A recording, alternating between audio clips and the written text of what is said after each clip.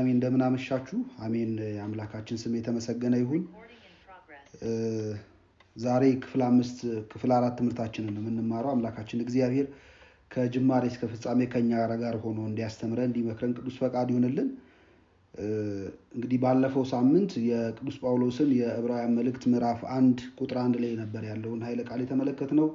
ከጥንት ጀምሮ እግዚአብሔር በብዙ አይነትና ብዙ ጎዳና ለአባቶቻችን በነቢያት ተናግሮ የሚለውን ቃል ለማየት ሞክረን ነበር። እሱ እንድታስታውሱ 1-3 ጥያቄዎችን በግሩፕ ላይ ሼር አድርገናል። እነዛን ጥያቄዎች አብዛኞቻችሁ ለመመለስ ሞክራችኋል። ትምህርቱን በዩቲዩብ ደግሞ ስንለቀው እንደገና ከሰማችሁ በኋላ መለስ ብላችሁ ለማየት ሞክሩ። ሁሉ ጊዜ ጥያቄ ሲጠየቅ መመለስ ያለባችሁ ከትምህርቱ አውድ አንጻር ነው። ከዚህ በፊት የምታውቋቸውን ጥቅሶች እንድትጠቅሱ ብቻ ሳይሆን ትምህርቱ ላይ በምን መንገድ ተብራራ የሚለውን በደንብ አድርጋችሁ እሱን ሰምታችሁ ትመልሱ።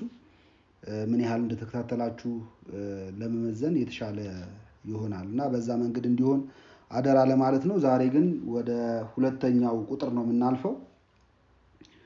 ሁለተኛው ቁጥር ቅዱስ ጳውሎስ ከጥንት ጀምሮ እግዚአብሔር ለአባቶቻችን በነቢያት ተናግሮ ካለ በኋላ ቁጥር 2 ላይ ሁሉን ወራሽ ባደረገው ዓለማትንም በፈጠረበት በልጁ በዚህ ዘመን መጨረሻ ለእኛ ተናገረ በማለት ሁለተኛውን ቁጥር ላይ ይህንን ቃል ይናገራል። ዛሬ የምንመለከተው ስለዚህ የቅዱስ ጳውሎስ ቃል ትርጉም ይሆናል። አምላካችን እግዚአብሔር በድጋሚ እንዲያስተምረን እንዲመክረን ቅዱስ ፈቃዱ ይሁንልን። እንግዲህ አስቀድሞ ቅዱስ ጳውሎስ እግዚአብሔር በጥንት ለነበሩት ሰዎች በነቢያት በኩል እንደተናገረ ጠቆም አድርጎን ነበር። እንግዲህ ነቢያት ብሎ ቅዱስ ጳውሎስ ሲናገር ነቢያት የሚባሉት በመጽሐፍ ቅዱስ እግዚአብሔር ኃላፊያቱንና መጻያቱን ወይም የሚመጣውንና ያለፈውን ነገር የሚገልጥላቸው የእሱ ቅዱሳን ናቸው።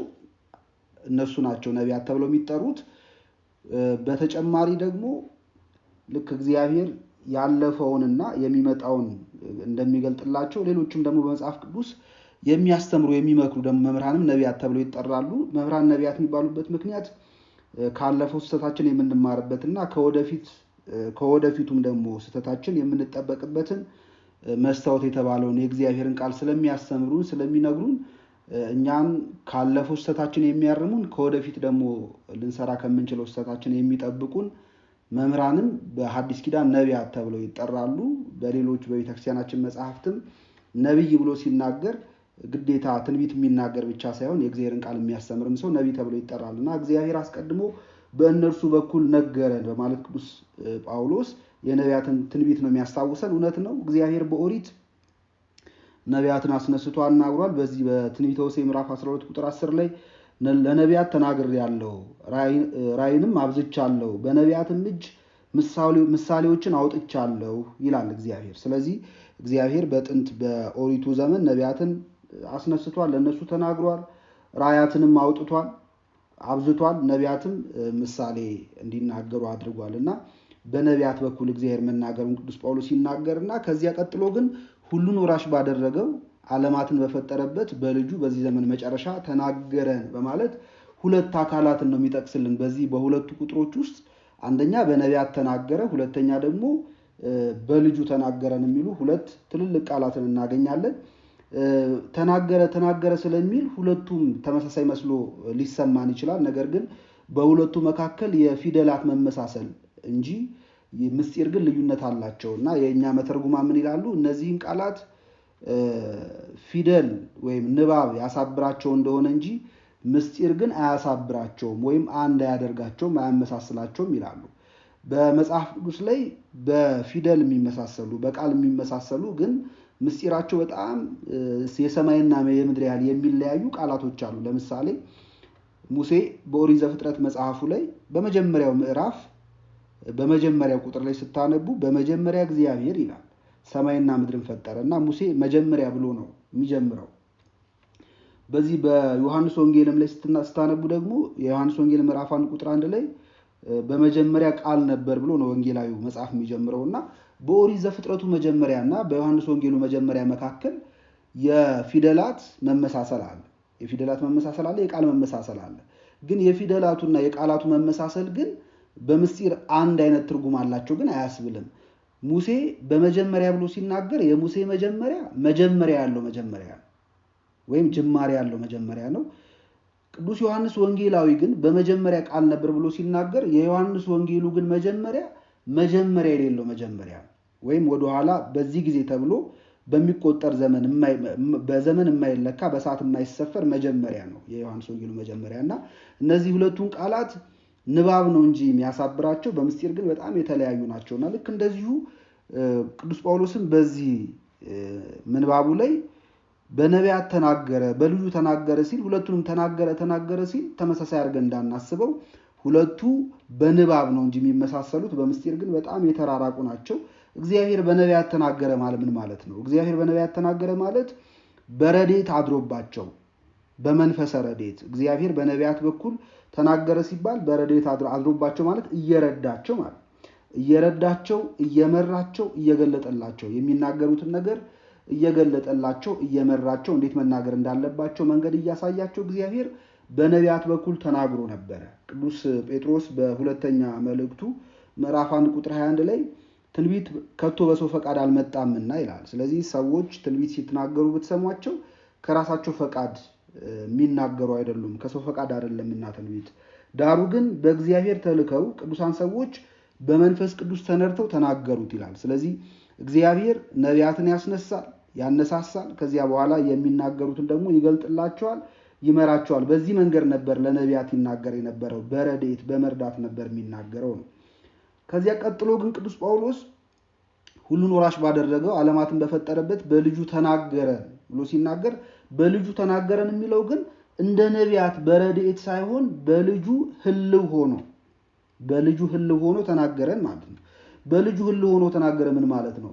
ነቢያት ከእግዚአብሔር የሰሙትን ያዩትን ነገር ነው የሚናገሩት።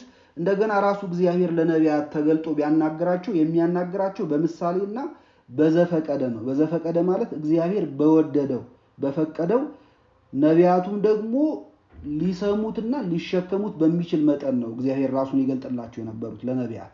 በዘፈቀደ ማለት ይሄ ነው፣ በወደደው እንደማለት ነው። በፈቀደው መንገድ ነው የሚገለጥላቸው። በልጁ ግን በአምላካችን በኢየሱስ ክርስቶስ በኩል ግን ተናገረን ሲባል ይህ ልጁ የተባለው ግን እግዚአብሔር አብን በመለኮታዊ ግርማው ያየውም የሚያውቀውም ነው። ለዚያ ነው በዚህ በዮሐንስ ወንጌል ምዕራፍ 1 ላይ ስታነቡ ቁጥር 18 ላይ እግዚአብሔርንስ ያየው አንድስ እንኳን የለም ይላል። እግዚአብሔርን ያየው አንድስ እንኳን የለም፣ ነገር ግን በቅፉ ያለው አንድያ ልጁ እሱ ተረከልን ይላል። ስለዚህ እግዚአብሔርን በግርማ መለኮቱ በባህሪ መለኮቱ ያየው ማንም የለም፣ ፍጥረት እሱን አይቶ መዳን ስለማይችል ማለት ነው። ለሙሴ እንደነገረው ሙሴ ፊትህን አሳየኝ ሲለው ፊቴን አይቶ የሚድን የለም ነው ያለው። ስለዚህ እግዚአብሔርን ማንም በመለኮታዊ ግርማው ያየው የለም። በመለኮታዊ ግርማው ያየው የባህሪ ልጁ እግዚአብሔር ወልድ ነው። ስለዚህ አስቀድሞ በዘፈቀደ ነበር ለነቢያቱ የተገለጠ ይነግራቸው የነበረው። አሁን ግን በመለኮታዊ ግርማው የሚያውቀው ልጁን ላከ፣ በሱ በኩል ተናገረ ብሎ ቅዱስ ጳውሎስ በመካከላቸው ያለውን ክፍተት በደንብ አድርጎ ሲያመለክተን ታያላችሁ። በልጁ ተናገረ፣ ልጁን ልኮ ተናገረ።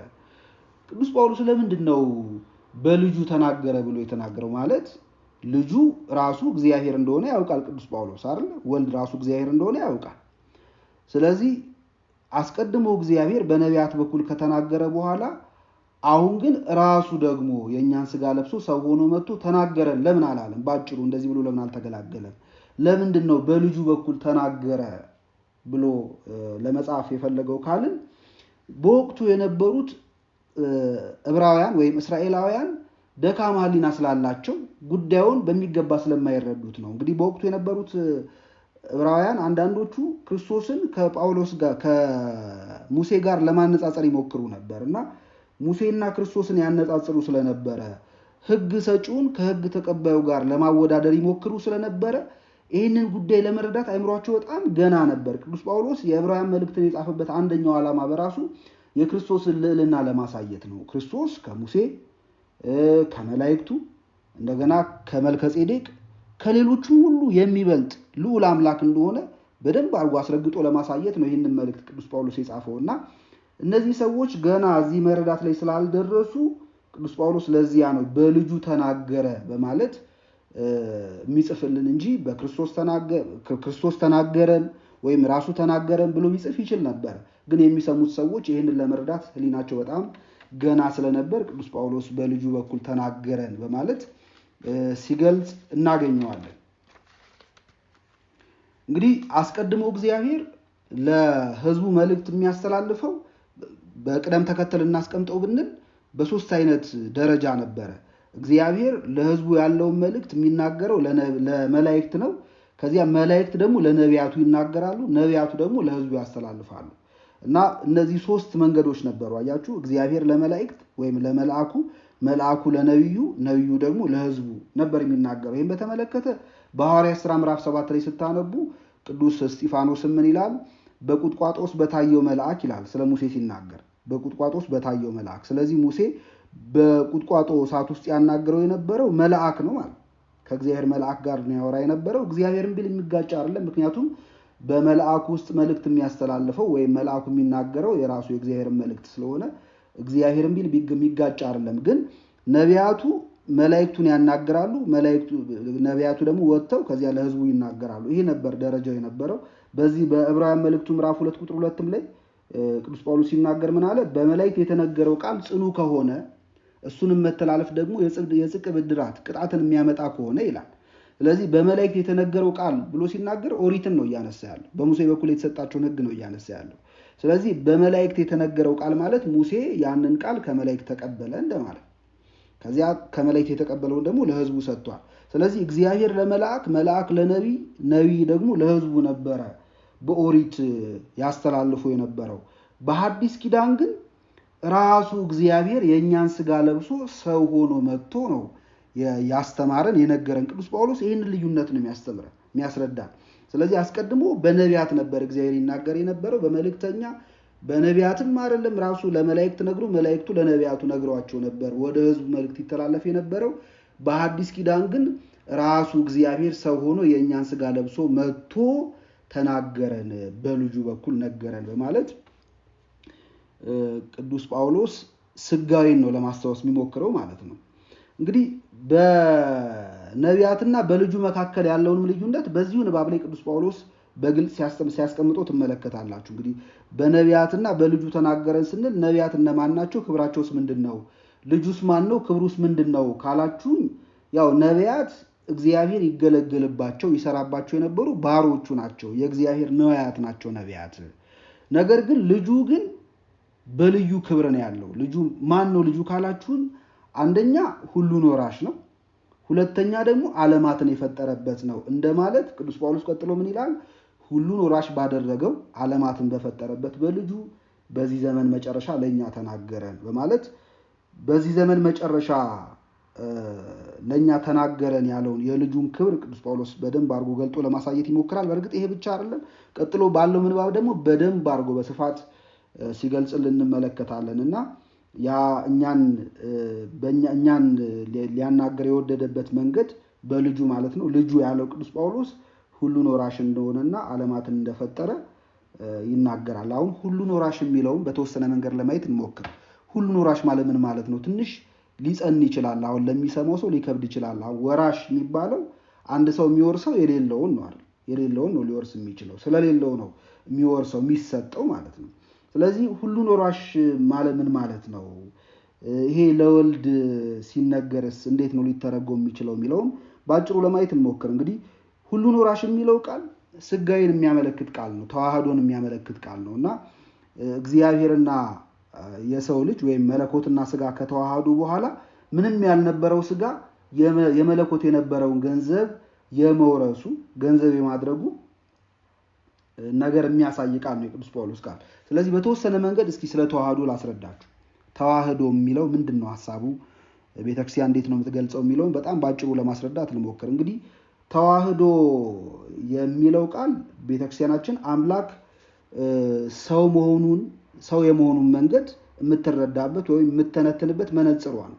እና አምላክ እንዴት ሰው ሆነ ብሎ ለሚጠይቃት ቤተክርስቲያናችን የምትመልሰው በተዋህዶ ብላ ነው። ተዋህዶ የሚለው ቃል በግሪኩ ሄኖሲስ ተብሎ ይጠራል፣ ወይም ሃይፖስታቲክ ዩኒየን በመባል ይጠራል። እና ዩኒቲን ዋነስን የሚያሳይ ነው። ስለዚህ መለኮትና ስጋ የመዋሃዳቸውን ነገር ቤተክርስቲያን በዚህ መንገድ ነው የምታስተምረው። እንግዲህ የተለያዩ ቤተ እምነቶች የየራሳቸው የሆነ ማብራሪያ ያላቸው እግዚአብሔር እንዴት ሰው ሆነ እንዴት ስጋ ለበሰ ለሚለው የየራሳቸው የሆነ ማብራሪያ ያላቸው። የኛ ቤተክርስቲያን ግን ከብዙዎቹ የምትለየው ተዋህዶ በሚለው ትምህርቷ ነው። መጠሪያው ራሱ ተዋህዶ የተባለበት ምክንያት ለዚያም ጭምር ነው። ተዋህዶ ምን ማለት ነው? ተዋህዶ የሚለውን ቃል እንግዲህ በስፋት ተጠቅሞት የምናገኘው ቅዱስ ቄርሎስን ነው። ቅዱስ ቄርሎስ ከንስጥሮስ ጋር ባደረገው የሃይማኖት ፍልሚያ ትግል ሙግት ተዋህዶ የሚለውን ቃል በደንብ ደጋግሞ ሲጠቀመው እናገኛለን። በእርግጥ ቅዱስ ጴጥሮስ ይህንን ቃል ደጋግሞ ተጠቀመዋል እንጂ ትምህርቱ ግን ቀድሞም በቤተክርስቲያን የነበረ ነው። ራሱ ቅዱስ ቄርሎስ ከንስጥሮስም ሆነ ከሌሎቹ የእሱን ትምህርት ከሚደግፉ የእሱን ክህደት ከሚደግፉ አካላት ጋር ሲከራከር ይጠቅሳቸው ከነበሩ ማስረጃዎች መካከል አንደኛው ከሱ በፊት የነበሩ የአባቶችን ትምህርት ነው። ስለዚህ ትምህርቱ እምነቱ ቀድሞም በቤተክርስቲያን ውስጥ ነበረ። ተዋህዶ የሚለውን ሐሳብ ለመረዳት መጀመሪያ እንግዲህ አምላክ ሰው ከመሆኑ ወይም እግዚአብሔር የኛን ስጋ ከመልበሱ በፊት ቅድመ ተዋህዶ ከመዋሃዱ በፊት ማለት ነው ሁለት አካላት ነበሩ፣ መለኮትና ሰው የሚባሉ ማለት ነው። ወይም የኛ አካልና የእግዚአብሔር አካል ሁለት አካላት ነበሩ። የመለኮት አካል ሕያው ባህሪ ነው፣ ሕያው ነው፣ የማይሞት ነው። የመለኮት አካል በሁሉ የሞላ ነው። ምሉ በኩለሄ ወይም ኦምኒ ፕሬዘንት ተብሎ ይጠራል። በሁሉ የሞላ ነው። እዚህ አለ እዚህ የለም ተብሎ አይነገርለትም። የመለኮት አካል ረቂቅ ነው። ከረቀቁ ነገሮች ሁሉ የረቀቀ ነው የመለኮት አካል። ይሄ ለመለኮት አካል የሚነገር ነው። የሰው አካል ወይም የስጋ አካል ደግሞ አንደኛ መዋቲ ነው፣ የሚሞት ነው፣ የሚፈርስ የሚበሰብስ ሙስና መቃብር የሚስማማ ነው። በመቃብር ውስጥ መፍረስ፣ መበስበስ፣ መበላሸት የሚስማማ ነው የሰው አካል። ሁለተኛ ውሱን ነው የሰው አካል፣ የተወሰነ ነው። እዚህ አለ ተብሎ ሲነገር እዛ የሌለበት ቦታ ደግሞ ይኖራል ማለት እኛ የምንኖርበትና ማንኖርባቸው ቦታዎች አሉ። ስለዚህ የሰው አካል እሱን ያስረዳል፣ ውስንነቱን ያሳያል። ሶስተኛ የሰው አካል ግዙፍ ነው ማለት የሚዳሰስ የሚጨበጥ የሚያዝ ነው የሰው አካል። ስለዚህ ቅድመ ተዋህዶ አምላክ የኛን ስጋ ከመልበሱ ሰው ከመሆኑ በፊት ሁለት እነዚህ የተለያዩ አካላት ነበሩ። የመለኮት አካል የአምላክ አካልና የሰው አካል የስጋ አካል ተብለው የሚጠሩት።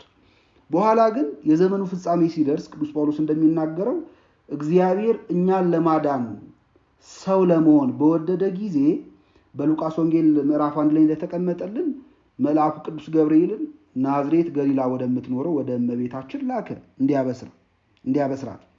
ከዚያ ወደ እመቤታችን መልአኩ መጥቶ ትጸንሲ አላት። እመቤታችን ትጸንሻለሽ አላት።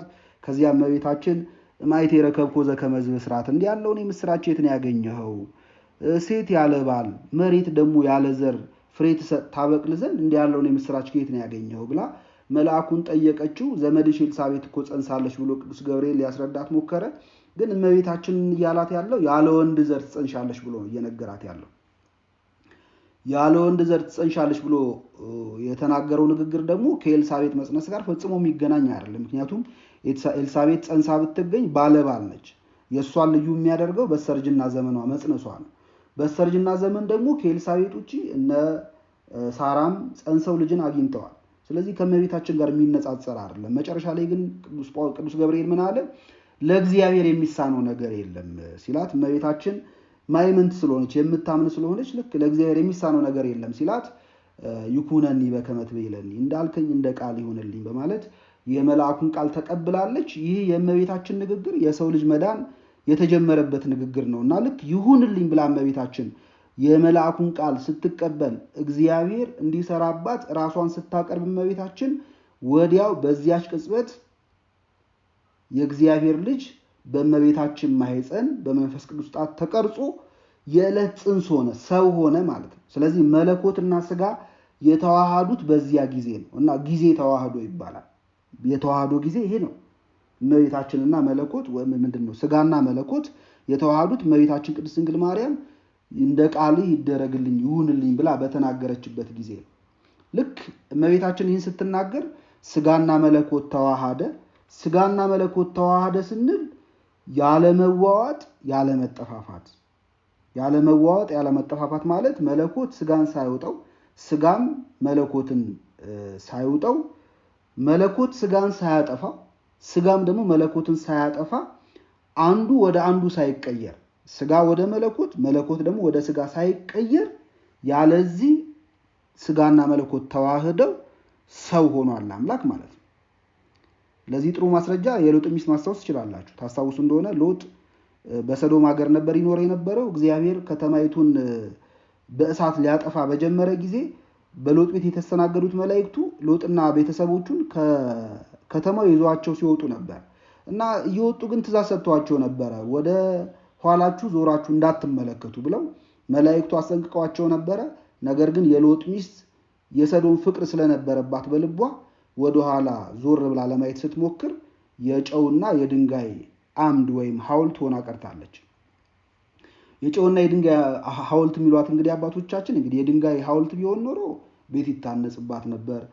የጨው ሐውልት ሆና ቢሆን ኖሮ ደግሞ ወጥ ይሰራባት ይቀመምባት ነበርና ሎጥን ግን ያደረጋት እግዚአብሔር የድንጋይና የጨው አምድ ነው፣ ሐውልት ነው። ምን ማለት ነው? ድንጋይ ነች ብለው ቤት እንዳያንጹባት ጨዋማነት ስላለ ለህንፃ ለቤት ግንባታ አይውልም ያ ድንጋይ። ደግሞ እንደው ጨው ነች ብለው እንዳይጠቀሟት ደግሞ ድንጋይነትም አላት እና ለምንም እንዳትጠቅም አደረጋት ማለት ነው። ሰው የእግዚአብሔርን ሕግ አላከብር ሲል ከእግዚአብሔር ጋር ሲጣላ ሲያምጽ እግዚአብሔር ለምንም እንዳንጠቅም ሊያደርገን ይችላል። ይሄ በሎጥ ሚስት ህይወት ውስጥ የሚታይ ነው። ስለዚህ የሎጥ ሚስት መጀመሪያ ሰው ነበረች። አታድርግ የተባለውን ካደረገች በኋላ ግን ከሰውነት ወደ ጨውና ድንጋይ አምድነት ነው የተቀየረው፣ ሐውልትነት ነው የተቀየረችው። ይሄ ውላጤ መለወጥ ይባላል። ስለዚህ አምላክ ሰው ሆነ ሲባል ወይም ስጋና መለኮት ተዋሃዱ ሲባል መለኮት ወደ ሰውነት ጭልጥ ብሎ መጥቶ አይደለም፣ ሰውነትም ደግሞ ወደ መለኮትነት ጭልጥ ብሎ መጥቶ ሰውነት ጠፍቶ አይደለም እና ያለ መጠፋፋት ነው የተዋሃዱት።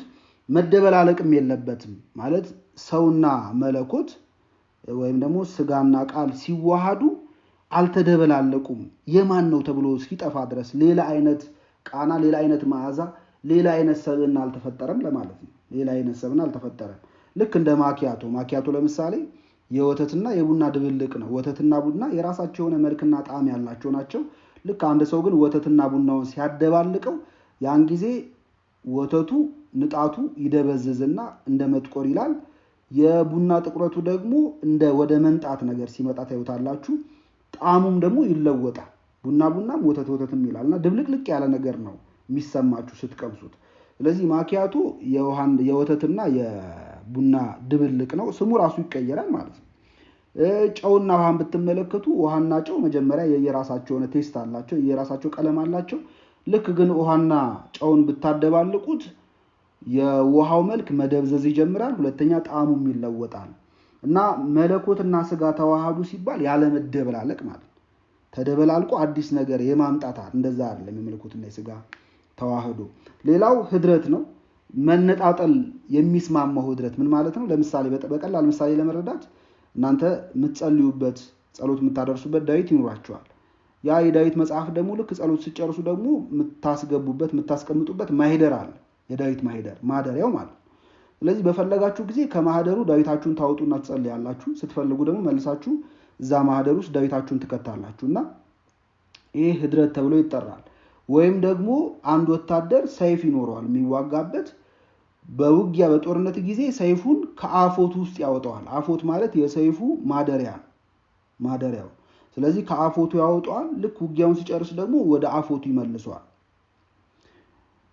ማደር ማለት ይሄ ነው። ስለዚህ አምላክ ሰው ሆነ ሲባል መለኮትና ስጋ ተዋህዷቸው ህድረት ነው አይባልም። በማደር ነው አይባልም። በማደር ነው ማለት በፈለጉት ጊዜ ይነጣጠላሉ የሚል ትርጉም ስለሚያመጣ፣ ስለዚህ ያለ እነዚህ አምላክ ሰው ሆነ። በምን? በተዋህዶ ሰው ሆነ። ስጋና መለኮት ተዋሃዱ ሲባል ግን ደግሞ መጠፋፋት የለበትም። ቀድመ እንደተናገር ነው። መጠፋፋቱ ታዲያ በምንድን ነው የቀረው ከተባለ ተአቅቦ የሚባል ሌላ ደግሞ ተርም አለ በቤተክርስቲያን። ተአቅቦ ማለት አቀበ ማለት ጠበቀ ማለት ነው። ተአቅቦ ማለት መጠባበቅ ማለት ነው። ስለዚህ መለኮትና ስጋ ተዋህደዋል ስንል ደግሞ በመጠፋፋት አይደለም። የአንዱ አንደኛውን አጥፍቶት የአንደኛው አንደኛውን ውጦት አጥፍቶት እንደዛ አይደለም፣ ቅድም እንደተናገር ነው። ስለዚህ ሁለቱ አካላት ከሁለትነት ወደ አንድነት ሲመጡ ተዋህዷቸው በመጠባበቅ አንዱ የአንዱን ሳያጠፋ ነው የተዋህዱት ማለት። ስለዚህ አንዱ የአንዱን ሳያጠፋ ተዋህደው ወደ አንድ አካልነት፣ ወደ አንድ ፈቃድ፣ ወደ አንድ ባህሪነት መጥተዋል። ስለዚህ ተዋህዶ የሚለው በጣም ባጭሩ ይሄን ይመስላል።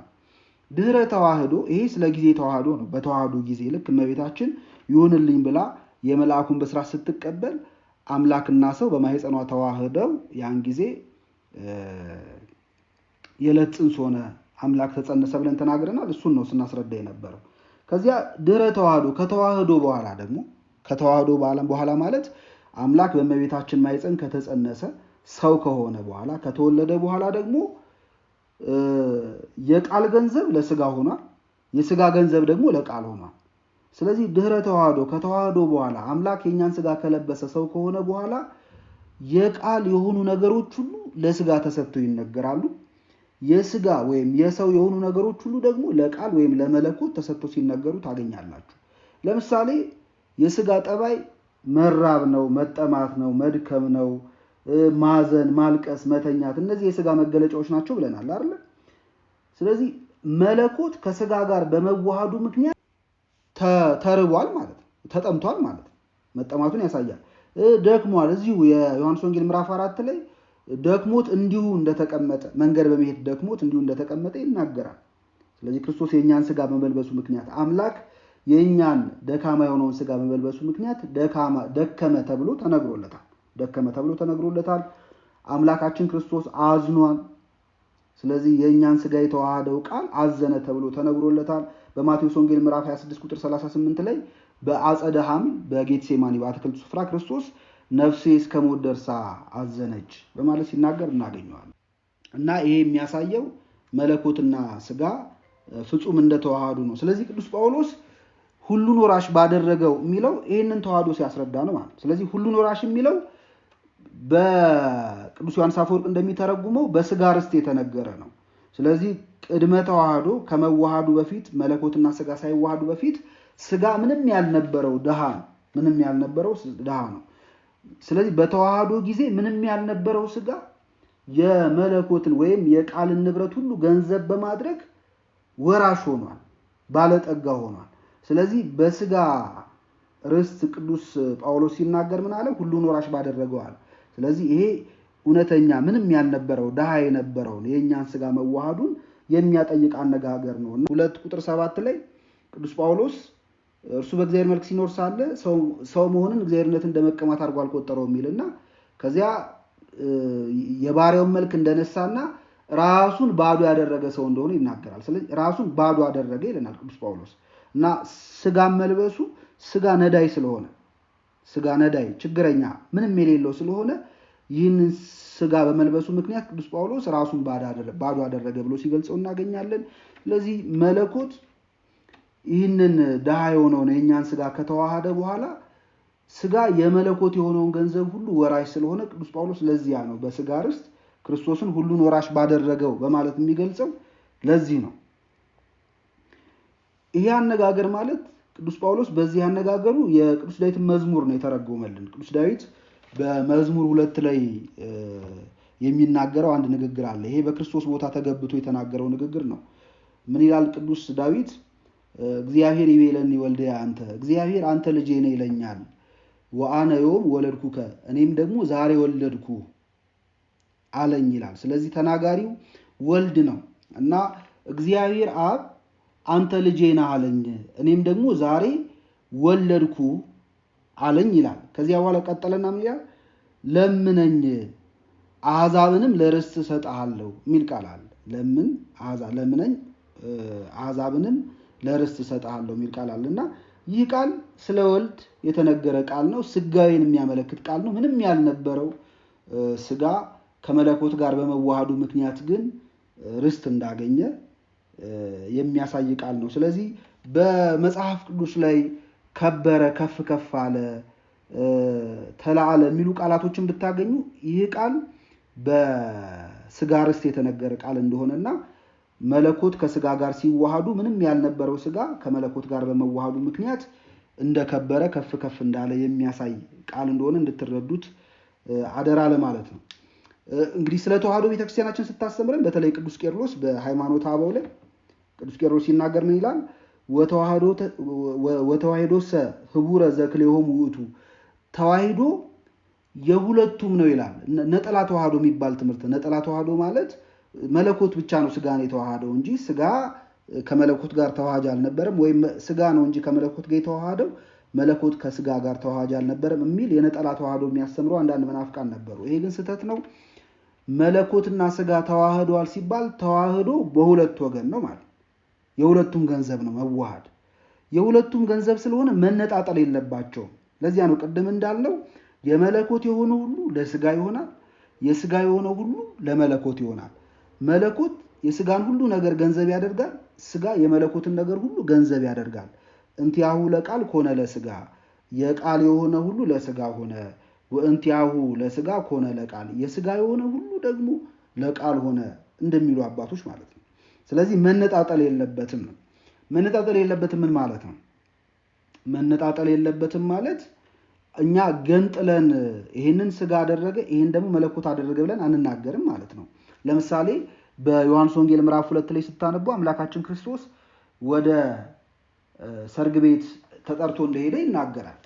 እና በቃና ዘገሊላ ሰርግ ነበር፣ ክርስቶስ ከደቀ መዛሙርቱ ጋር በዚያ እንደተገኘ ይናገራልና ምን ማለት ነው? በቃና ዘገሊላ ሰርግ ቤት ነበር፣ ሰርግ ተደርጎ ነበር፣ ክርስቶስ ወደ ሰርግ ቤት ሄደ ሲባል ማን ነው የሄደው? መለኮት ነው ወይስ የሄደው ወይስ ስጋ ነው የሄደው ብሎ አንድ ሰው ቢጠይቅ ስጋ ነው የሄደው ብሎ የሚመልስ ከሆነ ምክንያቱም መለኮት አይበላም አይጠጣም፣ በሰርግ ቤት ደግሞ መብል መጠጥ ጨዋታ ነው አይደል ያለው።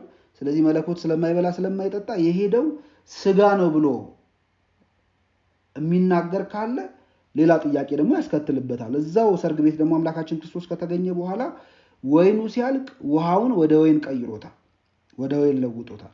ስለዚህ በሰርግ ቤት ውስጥ ውሃውን ወይን ያደረገውስ ማን ነው የሚል ጥያቄ ያስነሳል። ምክንያቱም ሰው ውሃን ወደ ወይን የመለወጥ ችሎታ ስለሌለው እግዚአብሔር ካላገዘው ካረዳው በስተቀር ሰው ብቻውን ውሃውን ወደ ወይን ሊለውጡ አይችልም። ወይም አንዳች ኃይል ከሌለው ማለት አንዳች ኃይል ከሌለው ይሄን ሊያደርግ አይችልም። እዚህ ስጋ ነው መለኮት ነው ብለን እንዳንገነጣጥለው አባቶቻችን ምን ይላሉ?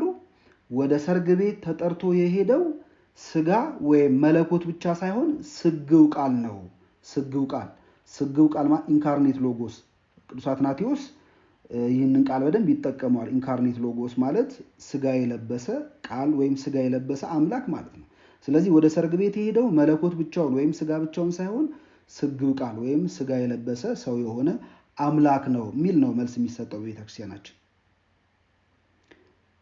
ሌላው ሁለተኛው ለምሳሌ በዮሐንስ ወንጌል ምዕራፍ 9 ላይ የምናገኘው ደግሞ ሌላ አንድ ቃል አለ። ታሪኩ ምንድነው? አንድ ሲወለድ ጀምሮ አይን ያልነበረው ግንባር ብቻ ያለው ምንም የአይን ምልክት የሌለው አንድ ሰው ነበር። ዘእውሩ ተወልደ ተብሎ የሚጠራው ማለት እና ሲወለድ ጀምሮ እውር የነበረው እንደማለት ነው። እና ይህንን ሰው አምላካችን ክርስቶስ ባገኘው ጊዜ ወደ መሬት ምራቁን እንትፋልና ከዚያ በጭቃ ለውሶ በግንባሩ ላይ የአይን ምልክት ሰራለት። ሂድና በሰሌውን መጠመቂያ ታጠብ ወይም ተጠመቅ ብሎ ክርስቶስ ያንን ሰው ሲልከው ትመለከታላችሁ። ያ ሰው በሰሌውን መጠመቂያ ታጥቦ አይኑ በርቶለታል፣ አይቷል፣ ማየት ችሏል። እና ይህንን ይዘው ጥያቄ ይጠይቃሉ አባቶች። ይህንን ሰው የፈወሰው ማን ነው? ስጋ ነው ወይስ መለኮት ነው የፈወሰው ብሎ ጥያቄ ያቀርባሉ። እና መለኮት ነው ብሎ ለመለኮት ብቻ ሰጥቶ ለሚመልስ ሰው መለኮት ምራቅ አለ ወይ ብሎ ይጠይቃሉ። መለኮት ምራቅ የለው።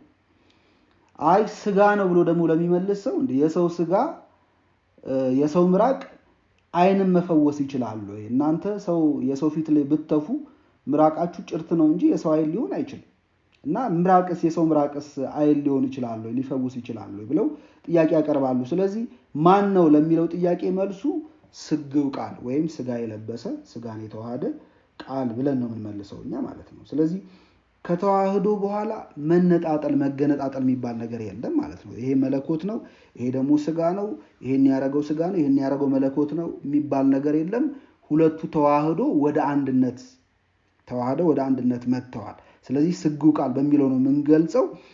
ክርስቶስ የእውነት ሰው መሆኑን የሚያመለክቱ ድርጊቶችን ሲያደርግ ትመለከታላችሁ። የእውነት አምላክነቱንም ደግሞ የሚያሳዩ ድርጊቶችንም ደግሞ ሲያደርግ ትመለከታላችሁ። እና በሰውነቱ ውስጥ አምላክነቱ ይታያል፣ በአምላክነቱ ውስጥም ደግሞ እንዲሁ ሰውነቱ ይታያል። እና ቅዱስ ጳውሎስ ወራሽ ብሎ ሲጠራው ያንን ለማሳየት እንደሆነ መርሳት የለብንም ነውና ቅዱስ ዮሐንስ አፈወርቅ እንደሚተረጉምልን ምንም ያልነበረው የኛን ስጋ ስለተዋሃደ ለዚያ ነው ሁሉን ወራሽ ባደረገው በማለት ቅዱስ ጳውሎስ የሚናገረው። ቀጥሎ ምን አለ? ዓለማትን በፈጠረበት አለ። ዓለማትን በፈጠረበት ብሎ ሲናገር እንግዲህ ዓለማትን በፈጠረበት የሚለው በጣም ሰፊ የሆነ ትርጉም ያለው፣ ግን በአጭሩ ቅዱስ ጳውሎስ ዓለማትን በፈጠረበት ብሎ ሲናገር እንግዲህ ሁሉን ወራሽ ባደረገው ሲባል ወረሰ የሚለው የተፈጠረለትን ማለት አይደለም ነው። ስለዚህ ተፈጥሮ የተሰጠውን አይደለም ወራሽ የሆነው እንደማለት ነው። ስለዚህ ወራሽ ነው ሲባል እሱ ራሱ ደግሞ ፈጣሪ ነው፣ እሱ ራሱ ፈጣሪ ነው የሚለውን ቅዱስ ጳውሎስ ለማስገንዘብ ነው። እና በዚህ ዓለማትን በፈጠረበት ፈጠረበት የሚለውን ቃል ይዘው የሳቱ አንዳንድ መናፍቃን አሉ። ለምሳሌ አሪዮስ የተባለው መናፍቅ ክብር ይግባውና አምላካችን ኢየሱስ ክርስቶስን እግዚአብሔር አብ ፈጠረውና መጀመሪያ ከዚያ በሱ ፈጥሮ ፈጠረ የሚል አይነት የክህደት ትምህርት አስተምሮ ነበር። እና ኢየሱስ ክርስቶስ የፍጥረታት ሁሉ በኩር ነው፣ እሱ መጀመሪያ ተፈጠረ፣ ከዚያ በኋላ በእርሱ ደግሞ ሌሎች ፍጥረታትን እግዚአብሔር ፈጠረ የሚል በጣም አጸያፊና በጣም አስነዋሪ የሆነ ክህደት ሲያስተምር እናገኘዋለን። እና ይሄ ስህተት ነው። ፈጠረበት ማለት ምን ማለት ነው? ፈጠረበት ማለት ምን ማለት ነው? ፈጠረበት ማለት በኢየሱስ ክርስቶስ በቃል ኩነትነቱ ዓለማት እንደተፈጠሩ ወይም እንደተዘጋጁ የሚያሳይ ነው። በቃልነቱ ፈጠረበት ማለት ነው። ምን ማለት ነው? በምስጢረ ሥላሴ ትምህርት አብ ልብ ይባላል፣ ወልድ ቃል ይባላል፣ መንፈስ ቅዱስ ደግሞ እስትንፋስ ተብሎ ይጠራል። ይሄ በመጽሐፍ ቅዱስ ተቀምጦልናል። ለምሳሌ ቅዱስ ዳዊት ጎሳ ልቤ ቃለ ሰናየ፣ ልቡናዬ በጎ ነገር አወጣ ይላል። ይሄ ቃል ልቡናዬ የተባለ አብ ነው፣ በጎ ነገር ወይም በጎ ቃል የተባለ ወልድ ነው። ስለዚህ ልቡናዬ አብ በጎ ቃል የተባለ ወልድን አወጣ ወለደ እንደማለት ነው። ስለዚህ አብ ልብ ተብሎ ሲጠራ፣ ወልድ ደግሞ ቃል ተብሎ ሲጠራ ታገኛላችሁ። በሌላ ደግሞ መዝሙሩ ላይ በእግዚአብሔር ቃል ሰማዮች ጸኑ ይላል ቅዱስ ዳዊት። ከዛ ሰራዊቶቹ ሁሉ በአፉ እስትንፋስ ይላል። ስለዚህ በእግዚአብሔር ቃል ብሎ ወልድን ሲጠራ ታገኛላችሁ። መንፈስ ቅዱስን ደግሞ ሰራዊቶቹን ሁሉ በአፉ እስትንፋስ በማለት ይጠራዋል። ስለዚህ መንፈስ ቅዱስ ደግሞ እስትንፋስ ተብሎ ይጠራል ማለት ነው። እና ዓለማትን ፈጠረበት ማለት በቃልነት ከዊኑ ወይም በቃልነት ኩነቱ ዓለማት ተፈጠሩ እንደማለት ነው። ስለዚህ እግዚአብሔር ዓለማትን ከፈጠረባቸው 3 መንገዶች መካከል አንደኛው ይሁን በማለት ነው። እሱም በሚቀጥለው ሳምንትም በደንብ በሰፊው እንመለከተዋለን። ይሁን በማለት ነው። ስለዚህ ያ ዓለማት የተፈጠሩበት ቃል ስራ መስራት የሚችለው አካላዊ ቃል ኢየሱስ ክርስቶስ ነው። እና ለዚያ ነው ዓለማትን በሱ ፈጠረበት ብሎ ቅዱስ ጳውሎስ የሚናገረው። ይህንን በተሻለ ምሳሌ ለመረዳት አባቶቻችን ዳንቴል በምትሰፋ ሴት ይመስሉታል። አንዲት ሴት ለምሳሌ አሁን ዳንቴል ልትሰፋ ትችላለች እና ዳንቴሉን የምትሰፋው በእጇ ነው አይደል? ዳንቴሉን በእጇ ሰፋች ማለት ግን አሁን እንደው እጇ ከሷ ይለያል ማለት ነው? እጇም የራሷ የሷ ገንዘብ ነው አይደል? እጇ ከሷ ሳይለይ ዳንቴሉን ይሰፋዋል። እና ይህንን ዳንቴል ማን ሰፋ ተብላ ስትጠየቅ እጄ ሰፋ ብላ አይደል የምትመልሰው፣ እኔ ሰፋው ብላ ነው የምትመልሰው። እና ልክ እንደዚያው ነው። ልክ ዳንቴል በእጇ ተጠቅማ እንደምትሰፋ አንዲት ሴት ወይም እመቤት እግዚአብሔርም በልጁ በቃልነቱ ኩነት ዓለማትን ፈጥሯል። እንደውም ሄሬኔዎስ ወልድና መንፈስ ቅዱስን አብ ዓለማትን የሰራባቸው 2 እጆቹ በማለት ይጠራቸዋል። 2 እጆቹ ማለት ይጠራቸዋል። ስለዚህ ፈጥሮ ፈጠረበት ከሚለው ከአሪዮስ ትምህርት ጨርሶ የራቀ እንደሆነ መርሳት የለባችሁም። ዓለማት የተፈጠሩት ግን በኢየሱስ ክርስቶስ ቃልነት እንደሆነ የሚያስረዳ ምንባብ ነው። በቆላሲስ መልእክቱ ላይ ቅዱስ ጳውሎስ በቆላሲስ መልእክቱ ምዕራፍ 1 ቁጥር 17 ላይ ሁሉ በእርሱና ለእርሱ ተፈጥሯል ይላል። ሁሉ በእርሱና ለእርሱ ተፈጥሯል። ስለዚህ ሁሉ የተፈጠረው በእርሱ ነው፣ በኢየሱስ ክርስቶስ ነው፣ በቃል ነው። ከዚህ የተፈጠሩት ደግሞ ለእርሱ ነው ይላል።